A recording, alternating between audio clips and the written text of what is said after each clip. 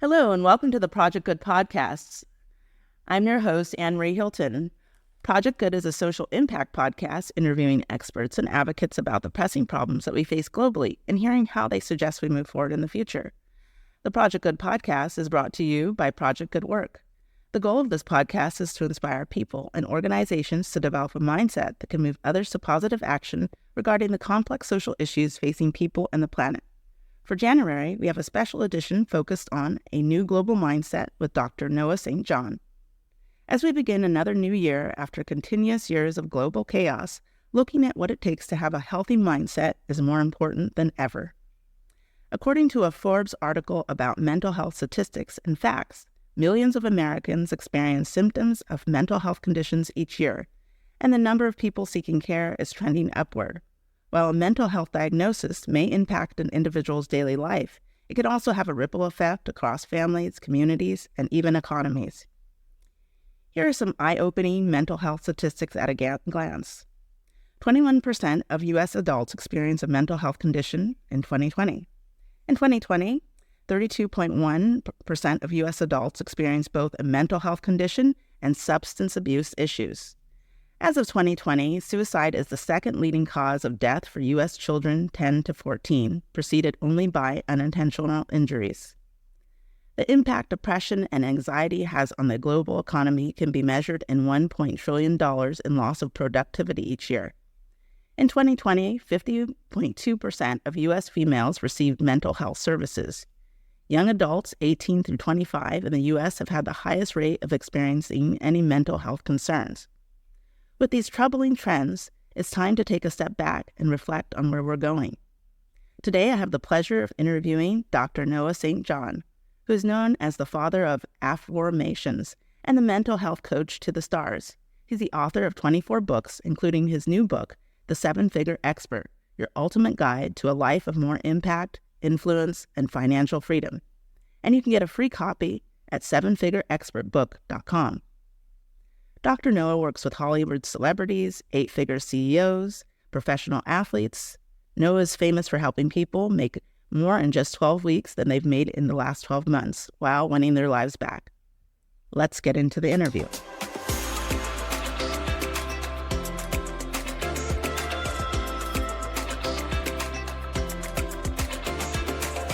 Having a healthy mind is key to your overall health and well-being. A healthy mind includes emotional, psychological, and social well-being and affects how you think, act, and feel.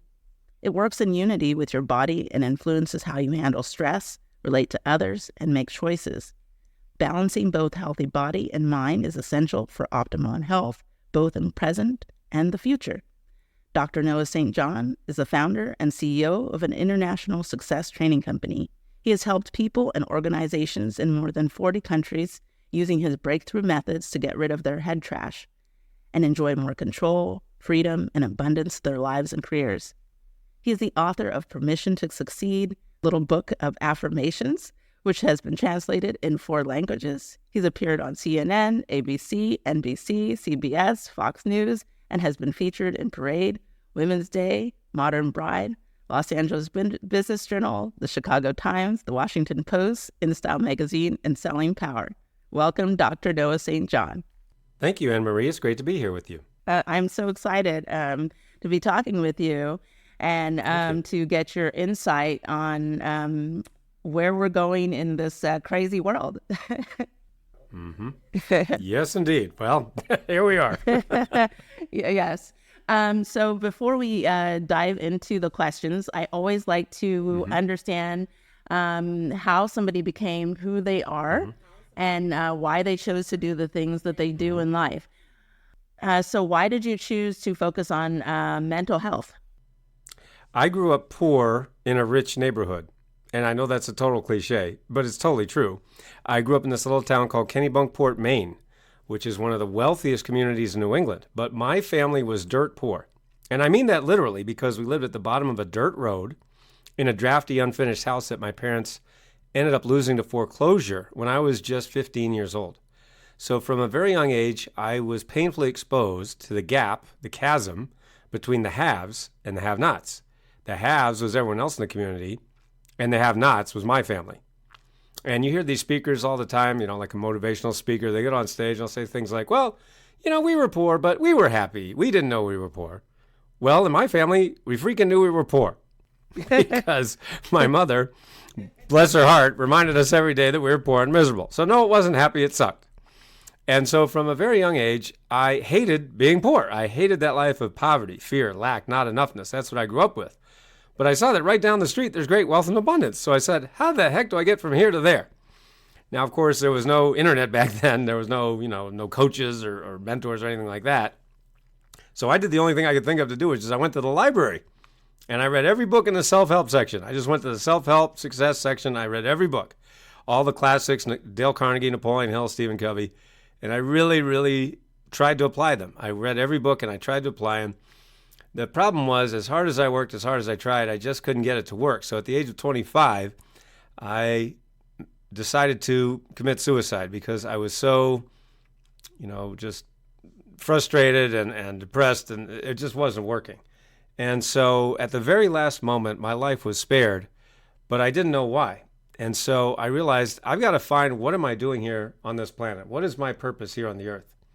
And so I went back to the library, and this time I read every book in the spiritual section and all the spiritual thinkers of our time. And then fast forward 5 years later, I made discoveries, these discoveries and epiphanies that I had, where I realized exactly what was missing in the traditional success literature that I'd spent all those years reading. And so I realized, well, I've got to write my book.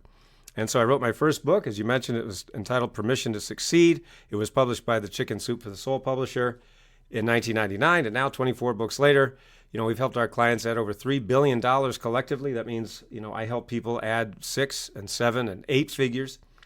Companies, teams, organizations, individuals, entrepreneurs from all around the world. And that's really how I got here. Wow. So this is actually the perfect topic for you because when I was doing the introduction and talking about those statistics, especially for young people in the 18 to 25 range, you literally personally experience what the young people are experiencing to the point of thinking of suicide. Mm-hmm. Well, I didn't think about it. I decided to do it. I mean, I went to do it. And then at the very last moment, my life was spared. So that it wasn't like I'm thinking about it. I went to do it. And so when people come to me and they're in a situation like that, I definitely I say to them, I can certainly empathize because I was there. And, I want people to realize that there is hope, that there is a way out, and that they don't have to take that awful step. Yes. Wow. This makes me want to ask like 2 questions at once in helping people. And so I'm going to ask those 2 questions. Mm-hmm. I'm going to ask a big one that's going to make you feel that you're on stage for a beauty pageant. Okay. I'm used to that. Okay. What do you think that most people are seeking in today's global society? The answer to that question is something that I work with my coaching clients on all the time, whether one-on-one or group coaching, and that is a sense of meaning and purpose. And that is exactly what was missing in my life when I decided to take my own life, because I literally said, what the heck am I doing here, and why bother? That really was what I said. And at that time, I didn't have an answer, and that's why I went to do that. And I think that's what most people are looking for. And keep in mind, keep in mind that, there's a lot of miserable millionaires out there. So it isn't just about money. I talk about money because money is easy to measure. When, let's say somebody comes to me, they hire me to coach them, and, before they were making X and now they're making, 10X or 20X or more, So it's easy to measure money because, you can see before and after. It's kind of like weight loss. Before I was a size this and now I lost X amount of weight. So that's why we talk about money, just for that simple reason. But it really is much more than money. It is about meaning. And that's what I believe that most people are missing. And when you don't know why you're here on the earth, it really is very hard to go through life. It's very hard to get up in the morning and, go to a job. And most people, as we all know, most people don't like their jobs or they hate their jobs. And, what am I doing here? And just to get a paycheck, and this sucks. And, that's where all of that mindset starts to just come in, which is very, very understandable. And so, that's a big part of my job, helping people, whether it's my clients or with my keynote speeches or presentations, to really find that meaning. And yes, make money too, don't get me wrong. But really, it's about that meaning and purpose that I feel is what most people are searching for. Yeah. So do you find, I'm going to assume yes, but how, I guess here's the thing, I'm going to be the person that comes and, when people are down and depressed, they're going to be like, well, how do I find the meaning? And is it really that easy? Because you make it sound easy. Well, it's not necessarily easy, but there is a strategy, a process to do it. That's what I didn't have back then, when I was searching. That's why it took me all of those years to find the formula to actually find your purpose. And so now I help my clients do that. So I wouldn't say that it's easy necessarily, but it's a heck of a lot easier when you know what you're looking for. It's kind of like building a house, and there's a lot of people out there that say, okay, go build a house. Go ahead. You can do it. And you're like, well, that's great. Where do you want me to start? Well, go ahead. You can do it. Do what? Yes. You know what I mean? Yes. So that's the point. It's like, no. And that's why I am not a motivational speaker, even though some people call me that. But in fact, it's funny. I was actually speaking at a conference for, a Fortune 500 company. And, I was finished my presentation, and a woman came out of the audience, actually one of the top leaders in that company. And she said to me, Noah, you're not a motivational speaker, you're a motivating speaker. And I said, oh, that's actually really interesting. What do you mean? And she said, well, a motivational speaker gets on stage, they tell a bunch of story, and then, you leave that experience, you're like, well, that was great, but what am I supposed to do now? And she said, I took 6 pages of notes while you were speaking, and now I know exactly what to do, and I know where to start, and I know how to do it. So you motivated me, and I thought that was pretty neat. Yes. Yes, because, I've seen motivational speakers and, you have that high for that moment. And then, a few hours later, you're like, okay, back to the world. What do you want me to do now? Yes.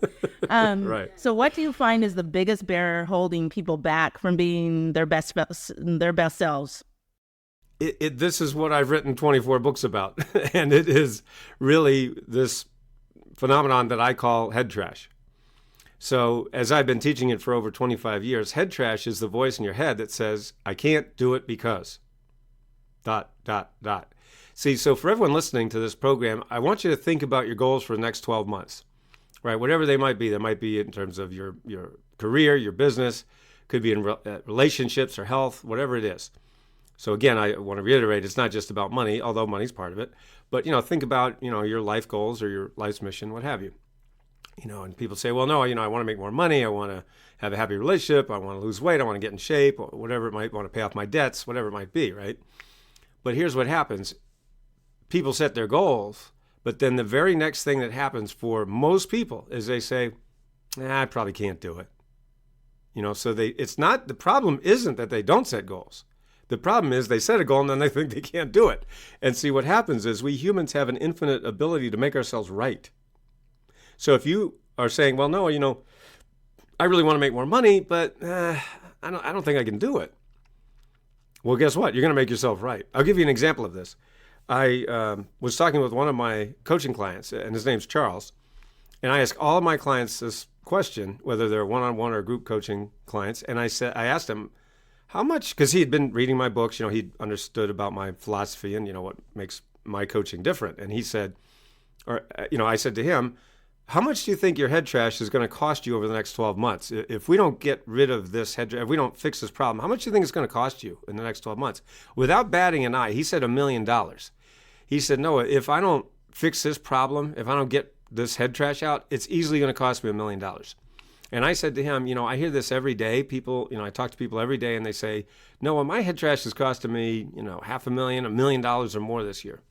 And so I said to Charles, I tell you what, just give me 10% of that $1 million that you're going to lose if we don't fix this problem. Just give me 10% of that, and I will find you that $1 million in the next 12 months. In other words, if you give me $1 and I give you $10 back, is that a good deal? He goes, well, yeah, that's a good deal. And he said, yeah, let's do it. So he paid me $100,000. That's 10% of $1 million, right? So he paid me $100K to coach him one-on-one for a year. Well, as it turns out, I didn't find him $1 million in the next 12 months. Instead, I found him $1.8 million in just 10 months. So he gave me $1, I gave him $18 back. Is that a good deal? No, that's a great deal. And he actually sent me an email recently. He said, Noah, guess where I am? I'm on a 7-week vacation with my wife. We just bought a new RV with all this money. This is the dream that I've had for years, to buy an RV and travel the country with my wife in this new RV. So we're spending a 7-week vacation, traveling the country. So he said, not only do I have more money than ever, but he said, now I have more time than I've ever had in my life. So that's an example of how, what can happen when you get rid of your head trash. Wow. And, here's the other thing that I have found. Like, I understand what you're saying personally about head trash, but I think, I don't know if sometimes I think people don't realize that how powerful, I guess, they are, and how powerful their mind is. Because I think it takes a certain level that you have to get to realize that you have head trash. So I guess what do you think? I guess how do we get people to that level? Because I believe this is just my own beliefs. Is that I don't know if people are even at the level from a large I'm just taking a large percentage of the global population are at the level to realize that it's them, it's their mind. So how do we get people there? Most people have some awareness that they're holding themselves back. So like using my example many years ago, I knew I was holding myself back from the level of success that I was capable of. But see, at the time, before my books, there really was no help for this. In fact, before my books and my coaching, the treatment for self-sabotage, because that's one of the symptoms of head trash is self-sabotage. That's what everybody calls it. Well, do you know what the treatment was before my books and my training? If you're sabotaging yourself, don't do that. That's it? Oh, thank you. Wow, that's great. I never thought of that, man. That is so helpful. Thank you. It's like saying to someone who has anorexia, well, why don't you just eat? Oh, wow, I never thought of that, man. Thanks a lot. You see, so it was so dumb that it never helped anybody. And so what I had to do was I had to go beneath the behavior to what's causing the behavior, and no one else had ever done that before. So that's why, when I wrote my very first book over 25 years ago, I was the first person to understand, wait a minute, these are the causes of self-sabotage. Self-sabotage is a behavior. You can't change behavior at the level of behavior.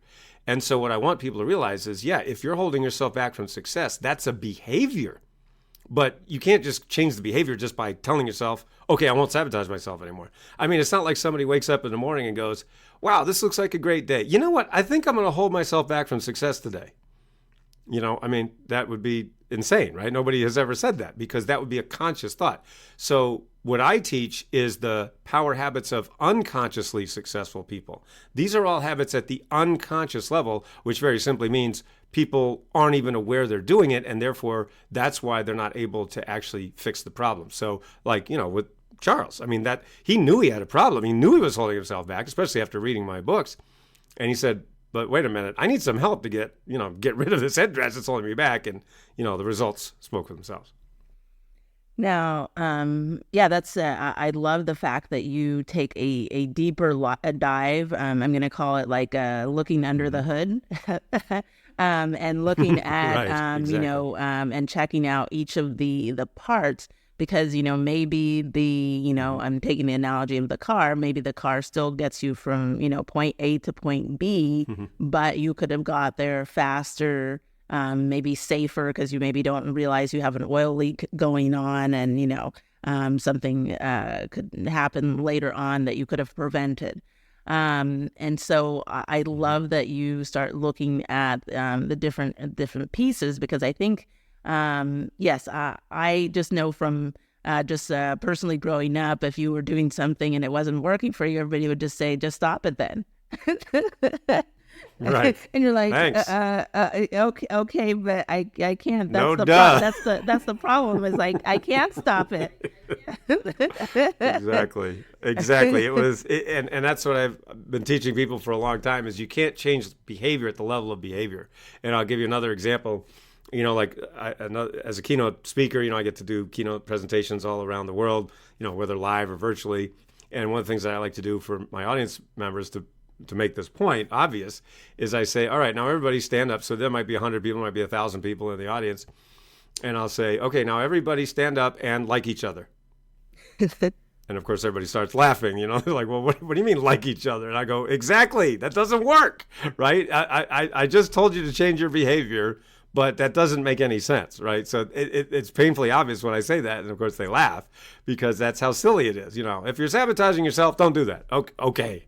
Thanks a lot. So no, that approach is never going to work. And frankly, that's why so many people are frustrated because, they've tried all these things and, it's just talking about the surface level. So that's why we go beneath the surface level to the causal level, what's actually causing the behavior. Now, when you meet people and, you find you have things in common and you have things like that you enjoy together, of course, that's when you're going to like people, right? So that's when you get the behavior of liking, but it's only because you found those common areas or those commonalities, which is the cause of liking. So it's just like that when it comes to success. Yes, and you got my mind and my heart excited about a few different things because I started thinking about how you do that to your audience and tell them, start liking, but understanding, the cause and effect relationship. And I think right now in where we find ourselves globally, and I think not only from our own personal standpoint of dealing with ourselves, but individuals, is trying to understand. We all want, I'm going to say, I guess maybe there's one evil percent that doesn't want everything to be better on the planet, because there's always people that you can't say everyone, right? But I think majority of us want to work towards building a better future for everyone globally. And I think it takes more. It's more than just like you were saying, it's not just about behavior and actions. We have to go deeper and understand the cause of how we got there. And so the things that you're talking about right now, I think are just are so needed. And so how do we start to, this is another big question, but how do we start to, I guess, dive into people's mindsets and start changing those? I guess let's first talk about what mindset is, because I believe, these words these days get thrown around a lot, mindset, mindfulness, resilience, but what are these things? So let's start, I guess, at the definition or how you define it. Well, I never use the term mindset, and that makes some people upset because as you said, everybody talks about mindset, and I have been teaching for many years mindset is not enough to create success. It just isn't. I mean, because it's exactly like, I'm really positive and I'm feeling great, and you're driving east looking for a sunset. You're just doing the wrong thing. So there's an old phrase, which we all know, actions speak louder than words, but actions speak louder than thoughts. So the person that is taking action is going to beat the person that is thinking positive 9 ways to Sunday, every single time. And so what's ironic about that is that, you see people who really aren't that intelligent, aren't that smart, who are making a lot of money and being very successful because they don't think they can't do it. They're not smart enough to think they can't do it. Meanwhile, you got these really smart people who are holding themselves back from success going, oh, no, I don't know if I can do it or not. It's kind of sad, really, but it's frustrating too. When you see other people who aren't as good as you are and aren't as smart as you are, don't even work as hard as you do, and they're being way more successful than you. You're like, what the heck is going on around here? And sometimes, we really do get in our own way. So, as I teach it, and as I've been teaching for many years, mindset is certainly it's one part of it, but to me, it's a very small part of it. I would rather see someone just take action, and what's also interesting about taking action, and the reason that most people don't take the actions that they know they should be doing, is very simply because of fear. And so a phrase that I use all the time with, both myself and my clients is everything you desire is on the other side of fear. When you think about what fear is a message from yourself to yourself saying, hey, what if doing this causes me more pain than the pain I'm currently feeling? See, everybody, all those motivational speakers, of course, say fear is false evidence appearing real. No, it is not. That's just somebody came up with that and everybody says it.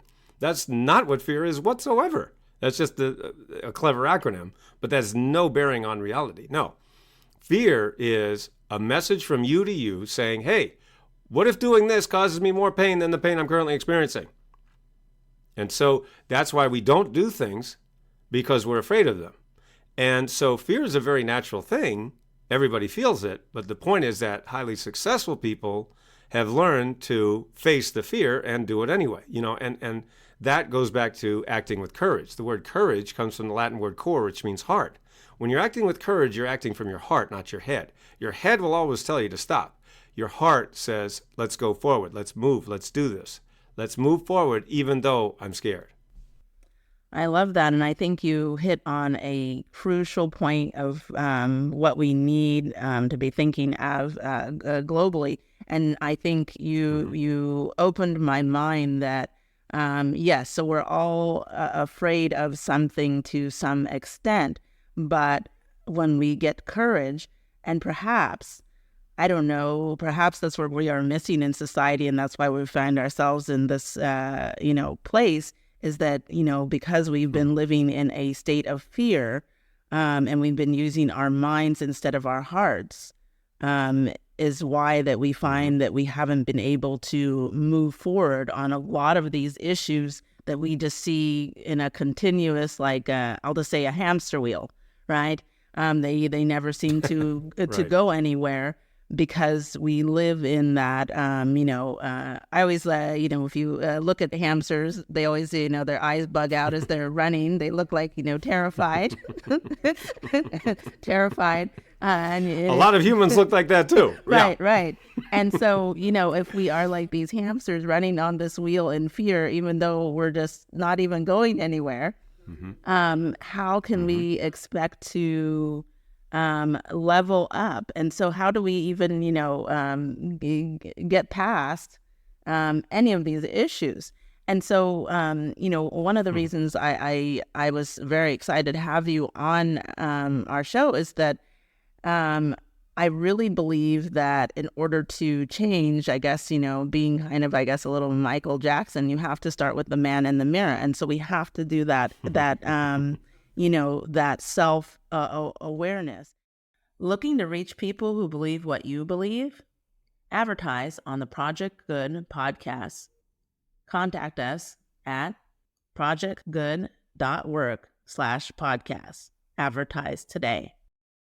And so I want to touch on a little bit of, I'll go to goals, and then I want to go a little bit deeper into, a global society kind of look. But when each person is looking at themselves individually, there's different things that are thrown out there, I guess, in this society that is, changing and blooming in different ways. We find ourselves looking at two things a lot. There's a lot of things about being self-aware, and then there's also this thing about open-mindedness. I know they're two different things I'm throwing at you at the same time, but I think they're important because I think they go together in a way in order to build each individual. I guess let's start with the big thing, for me is this new push of open-mindedness to everything. How do you think, or do you think, is there should we have limits to how open-minded we get about ourselves, where we're going in society? I know it's a little bit political, but you can take it in a mental health or any direction you want. Well, I believe there are limits. And more importantly, there are boundaries. And this is the example that I always use with my clients, or in my keynote presentations when this question comes up. And that is, how do we support other people, the important people in our lives, and how far does that actually go? And where are our boundaries? And so the example that I give is something that anyone can relate to very easily. So imagine if you're a parent, let's say you're a mom or dad, and your teenage son or daughter comes home one day and they say, "Hey, Mom, hey, Dad, I just wanted you to know I've decided to embark on a new career, and I'm going to be a meth dealer." Now, would you say, "Oh, that's great, son. Sounds great. All right, would you want some help with that, raincoat?" You would not do that. No mom or dad in their right mind would go, "That sounds great, son." They'd go, "What? Are you nuts? Wait, what the heck is going on?" You would go nuts, right? Because why? Because anyone with standards, anyone with boundaries, anyone with half a brain would go, "Excuse me, no, you don't become a meth dealer." Right? So you see, I use these silly examples to make my points, right? So that anybody can get it.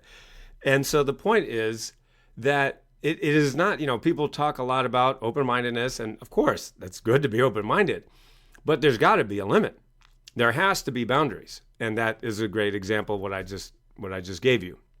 And so naturally, that is up to each person to decide where those boundaries are for you. And that reminds me of a great quote that I also use all the time, which is, I tried the middle of the road once and I got run over by traffic going in both directions.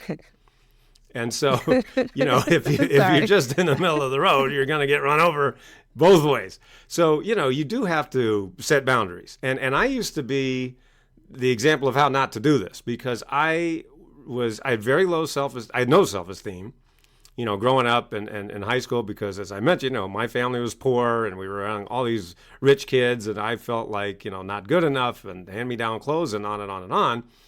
And so, I had no self-esteem.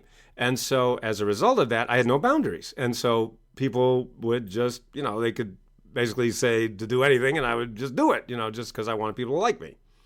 And it took me a heck of a long time to realize, wait a minute, this is not a good way to go through life, just letting everybody else tell me what to do. And believe me, that cost me a lot of money and a lot of, pain, and opportunity that I missed out on because I didn't listen to myself.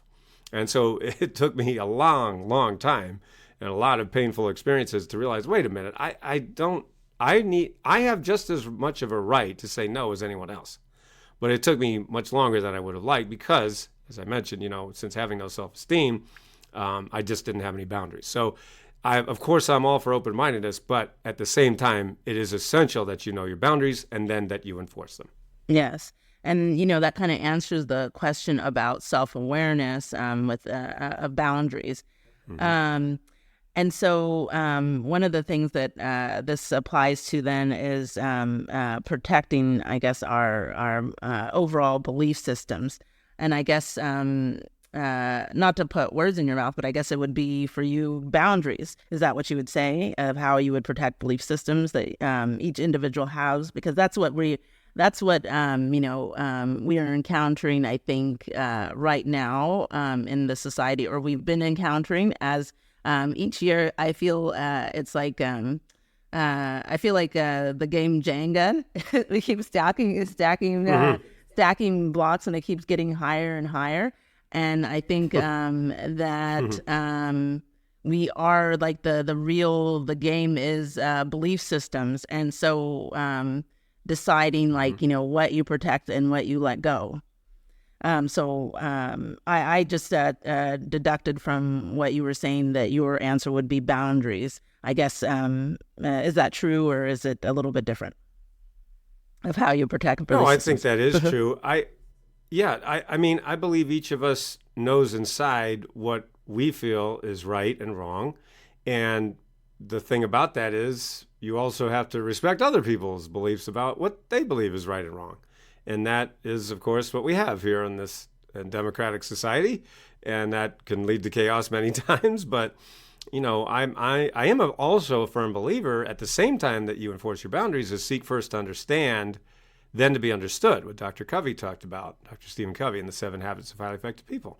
Seek first to understand, then to be understood. But notice, he didn't say just seek first, or just seek to understand and then don't say anything. No, there's a two-part equation. Seek first to understand, then to be understood, which means, hey man, I get to say what I want to say just as much as you get to say what you want to say. And see, that was the part that I always left out. I would let other people walk all over me, and then I would never say anything. So I just let people totally take advantage of me. And as I mentioned, that cost me a lot, and it was very awful. So I forgot the second part, which is then to be understood. So now my boundaries are very good. But there's things you have to enforce every day, because the fact of the matter is everyone has their own agenda, and it's not yours. And so nobody's going to look out for yourself. You have to look out for yourself. At the same time, if you are in any kind of, a team or an organization, or even if you're an entrepreneur and you want your teammates, your employees to do something for you, yes, you have to tell them what it is, but you also want to engage them so it's not like a top-down approach, like you're telling them what to do from Mount Olympus. You're saying, well, okay, here's what we have to do. What are your thoughts? What are your ideas? Here's what I think we should do, but I really want to hear what you have to say. And that's how you get that camaraderie and that esprit de corps that really can make a huge difference. Yes, it's creating that sense of community with the people, and that they have an input, and not, just on a leash. Yeah, right. I wanted to now talk about, get into how people can, now I think it's a perfect time after talking about boundaries, self-awareness, and to talk about how to set and pursue goals. So now that, people understand about having boundaries, I think boundaries help you then, create goals. So how should people look at goals? Or I've even heard some people say, like, throw goals out of the window. What's your feeling about goals? We humans are goal-oriented organisms. We are always going after the things we want, whether it's a new car, a new house, or a ham sandwich for lunch. So there is no way to throw out goals. However, many people are going about goals very incorrectly, because, of course, there's a lot of misinformation out there. A lot of people spouting off all these different ideas that have no basis in scientific reality. And so, one of the things that I help my clients with is to reach their goals 10 or 20 times faster than they ever did or ever thought they could. And, one of the ways that we do that is by the being, doing, and having goals. So what a lot of people don't realize is that there are 3 actual types of goals when we talk about the human organism, and that is being, doing, and having. Right? So goals of being are, I want to be happy. I want to be healthy. I want to feel fulfilled. I want to feel important. I want to feel like I matter. Right? So those are being type of goals. Then you have the doing goals. I want to go on a trip to the Grand Canyon. I want to take my family on a trip to Hawaii. I want to write a book or start my own business or grow my business or whatever. So that's the doing. And then the having. I want to have, $1 million in the bank. I want to have a happy marriage. I want to have a good, healthy family life, and so on. So when you have the being, doing, and having goals, when you look at it in that way, a lot of times it's a lot easier for people because they've kind of shoved every goal together under this umbrella of goals. So when you think about your goals of being, doing, and having, a lot of times for, everybody that I've ever coached, it makes it like, wow, I never thought of that before. And it makes it a heck of a lot easier. Number one. Number two is realize that for most people, going back to my point about head trash, right after you set a goal, most people say, I probably can't do it. Well, no, I want to grow my business, but I don't have the money. I want to write a book, but I don't know where to start. I want to grow my own business. I want to grow my business and scale up, but I don't have the time. Right? So everybody has these excuses of why they can't do it. Meanwhile, they go and watch Netflix for 2 or 3 hours every day, and they go, well, geez, I don't have the time. Really? You don't have the time? Interesting. So anyway, the point is that, head trash is a very common thing that is keeping most people from reaching their goals. But when you follow my formula, it really, really works. I'll give you a quick example of that. I have this program called the 12-Week Breakthrough. It's a coaching program where I help people make more in just 12 weeks than they did in the previous 12 months while winning their lives back at the same time. So it's not about working harder, it's about working smarter. And so one of my clients in that program was, her name's Catherine. She's a business owner in Pennsylvania. And she came to me and she said, no, I've tried lots of things. I've gone on all these seminars and all these gurus, spent all this money, but, and she was just hitting that income ceiling. She was making, okay money, but really just couldn't break through that ceiling. And so, we talked about goal setting, we talked about head trash, and I, walked her through my process. And she sent me an email in week 5 of a 12-week coaching program. In week 5, she sent me an email. She said, Noah, I just raised $185,000 today in private money, and it's because of what you taught me. And she said, I finally believe in myself because you believed in me. And that's just another example of when you take out your head trash, just the amazing results that can happen. Yeah, no, it's these things are amazing because you just, I think, well, even myself, you just don't realize the barriers that you are creating in your mind, and how much it holds you back, and because everybody always likes to, I think, play the blame game. It's this, it's that. If this was happening, then this would be different. But I guess taking out the trash, clears the way for a new life. I want to talk about what I would say is your signature thing is affirmations versus affirmations. And that's with an O, everyone. Affirmations. I want you to explain what the difference is, because I think everybody, you can go on your Instagram or your Facebook and you have these, sayings like, today is just the start of the rest of your life, and you're like, first say it 3 times, and you believe. You hear those things. Right. You hear those things, but does it work? I'm not sure. So I wanted to have you explain what's the difference between affirmations versus affirmations. So everyone who's listening to this program, of course, have heard of affirmations, the old way of doing it, which is a statement of something you want to be true. So one of the ways that I like to demonstrate this in my keynote presentations, I have everybody in my audience stand up and say, all right, everybody. I tell them, all right, we're going to use an affirmation just like the gurus taught us. And everybody say, I am rich. All right, there we go. I am rich. And you know what happens next? Everyone starts laughing. And I go, what are you laughing at? And they go, well, I'm not rich. And I say, but you just said you were. And they go, yeah, but I don't believe it. See, now, isn't that the problem with the old affirmations way? The way we've been taught for decades is, you say these positive statements and you're supposed to believe it someday. Well, for most people, we just don't believe it. In fact, did you know that a scientific study was done on this very topic, and they found that 75%, get this, 75% of people who use the old affirmations technique, actually end up more frustrated than before. So imagine if you had a smartphone that didn't work 3 out of the 4 times you went to use it. You'd probably get a new phone, wouldn't you? Well, that's what I invented. I invented a new phone for the mind. And so in 1997, I invented this process called the affirmations method, which is spelled AFFORMATIONS, affirmations. And you can go to affirmations.com and learn more about my affirmations method. And so an affirmation, or my affirmations method, is rather than saying a statement that you don't believe, you make it into an empowering question, right? So instead of saying, I am rich, I'm happy, I'm good enough. And your brain goes, no, you're not, right? So what we do is we ask an empowering question. Why am I so happy? Why am I enough? And see, when you ask an empowering question, what happens is you engage the embedded presupposition factor of the brain, which is just a fancy way of saying, when you ask a question, your brain searches for the answer. And so that's what I invented many years ago.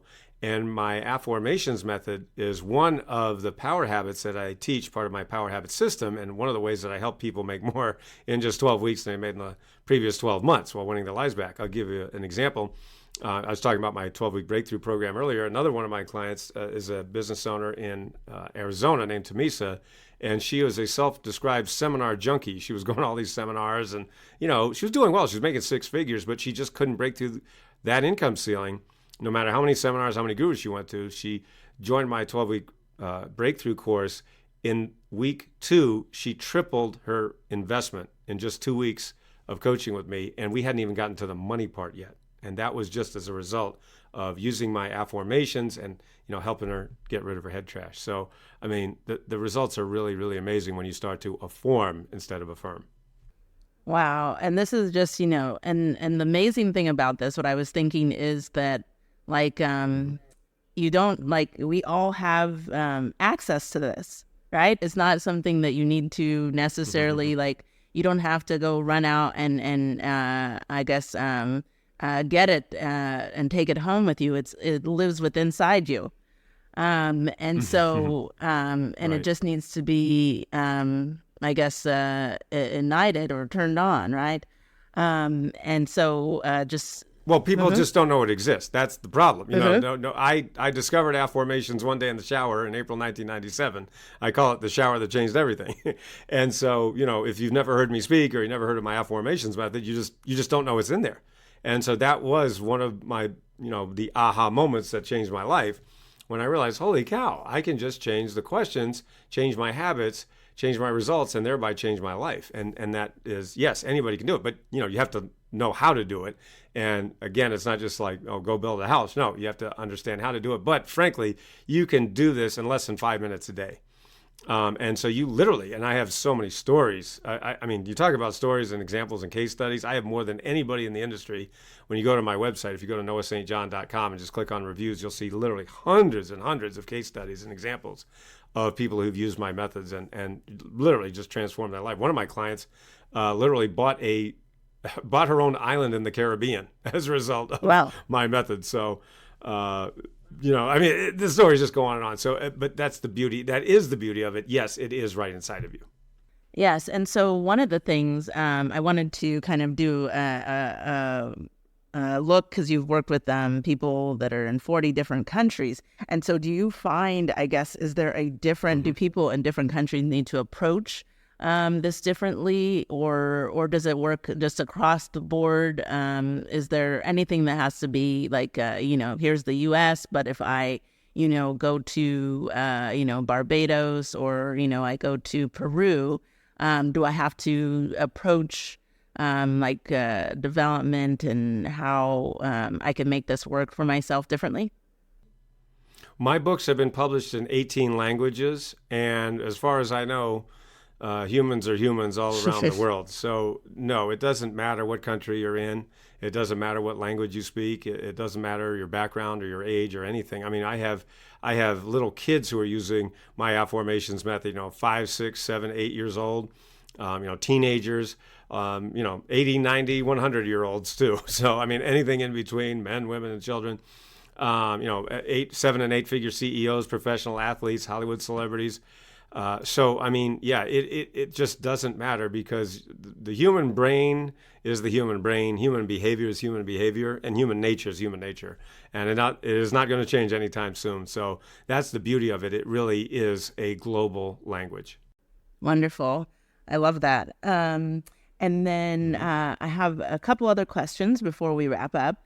I wanted to talk because right now, as you know, if you turn on the news or you read all these different publications, we have multiple global wars going on. We have in the U.S. I would just say a big question mark of where we stand. We have, global unrest, as you can see. There's, people protesting for this, protesting for that. And I believe it is, I believe it's contributing to a lot of the feelings that people are feeling. And I'm going to answer kind of one of my questions. I believe it's adding to an uptick in mental health issues. I guess, would you say that you feel that it's attributed to all these things that are going on, or do you think it's much deeper? Actually, it's different than that. These mental health issues have always been around, but nobody talked about them because it was not okay to talk about them. I've been teaching mental health for over a quarter century. And even 5 years ago, if you said mental health, people would say, oh, let's cart them off to the loony bin. But what happened was, as a result of the pandemic, all these celebrities started talking about their mental health. Simone Biles and, athletes, celebrities, Adele, Lady Gaga, and on and on and on and on. And so what happened was when these celebrities started talking about it, everybody goes, "Oh yeah, I got it too." It's like, no kidding. It's like, really? And so I'm sitting here going, "Geez, guys, thanks for joining the party. I've been here for 25 years. Nice of you to show up."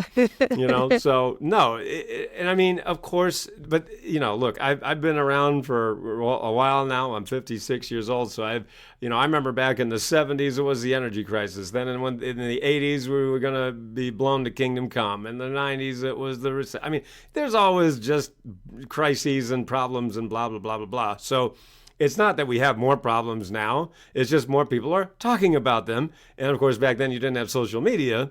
So now everybody's talking about it, and it feels like, and it's all the, just constant negative news. So it's just, and quite frankly, I'm happy that these celebrities, got it out of the closet and made it okay for people to talk about, because it's always been here.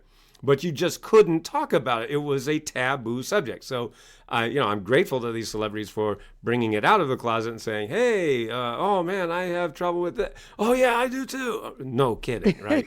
So, anyways, like I said, it's nice that everybody finally showed up to the party that I've been throwing for over 25 years now.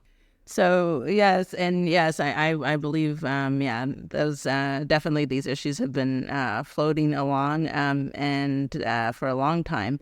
And so it comes, one of the big other things that people talk about now is about resilience.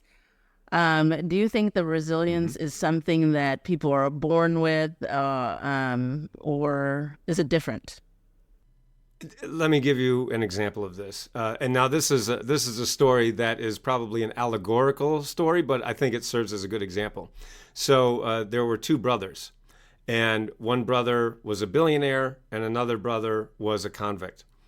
And so an interviewer decided to interview these brothers, and he interviewed the billionaire, and he said, "So why did you become a billionaire? I mean, what was it that drove you to become a billionaire?" And the man said, "Well, my father was an alcoholic and he left us early, and, he wasn't around. And so I didn't have a strong male, role model. So I really realized I had to do it on my own, and I set out to do it for myself, and I was able to become successful with the help of a lot of other people."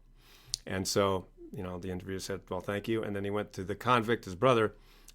And he said, why do you think you ended up here? He said, and the convict says, "Well, my father was an alcoholic. He left us when we were early. We didn't have anyone around. I didn't have a positive role model. And so I realized that I was on my own, and I just had to make the best of it. And I ended up on the streets." And you see the point of the story.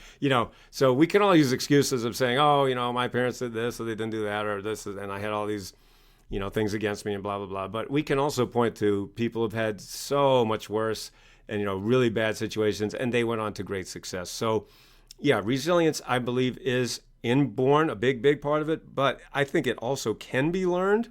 But it's kind of like being funny.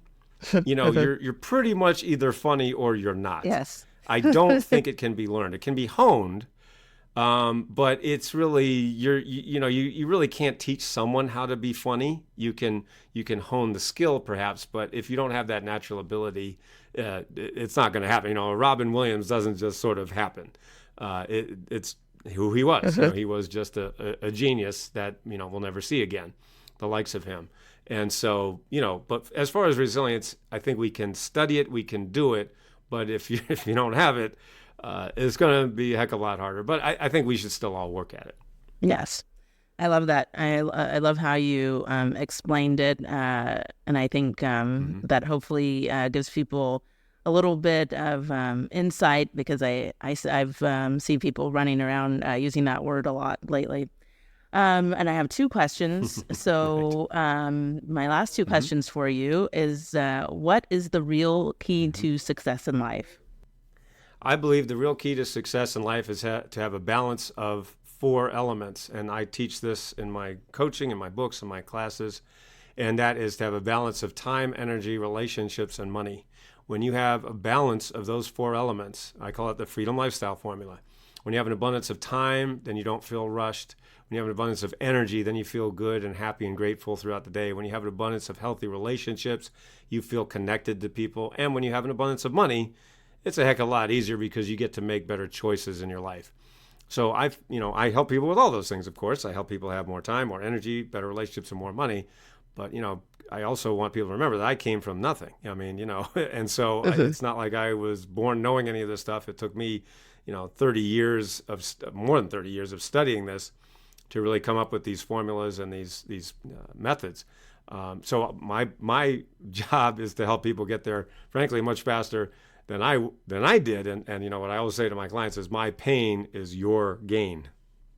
And I really love your personal story, because I always think it makes such a big difference when somebody can, start out with nothing and show people that you can, overcome this and that, and in so many ways, because it's a, I guess what I've I guess learned in life is, like, if you really want to live, the number one thing you must do is you must confront yourself. And I think a lot of people are not willing to confront themselves, so they never feel that they really live. And so if you had to pick one thing that everyone must do to improve their lives in 2024, what would it be?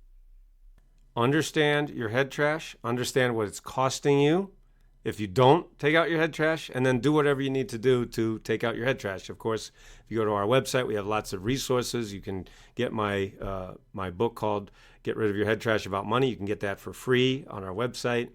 But of course, we have coaching and mentoring on that, one-on-one and group coaching and online courses. But no matter what you do, you need to understand, if you don't take out your head trash, it's going to cost you. It might be costing you $10,000 a month, $50,000 or $100,000 a month or more. But there is no question, if you don't take out your head trash, you will be holding yourself back from the success you're capable of. So if you want to stop holding yourself back, do what you need to do to take out your head trash. Again, we're here for you. If you want to reach out to us, we're here and we're happy to help. Thank you so much. Thank you, Dr. Noah, for your time and insight. To learn more about Dr. Noah St. John, go to noahstjohn.com, and to get his free new book, sevenfigureexpertbook.com. If you have a passion for an unserved community, a social justice problem, or want to change minds, contact Project Good Work at projectgood.work to start your project of change today. It's that time again. The Changemaker Conference is happening May 23rd, 2024. Register now at changemakerconference.com. Subscribe to our mailing list at projectgood.work/subscribe to get on our episodes, blog articles sent to you each month. Plus, get 10% off on any project you start on projectgood.work. To our listeners, thanks for tuning in to Project Good, where we're focused on what matters.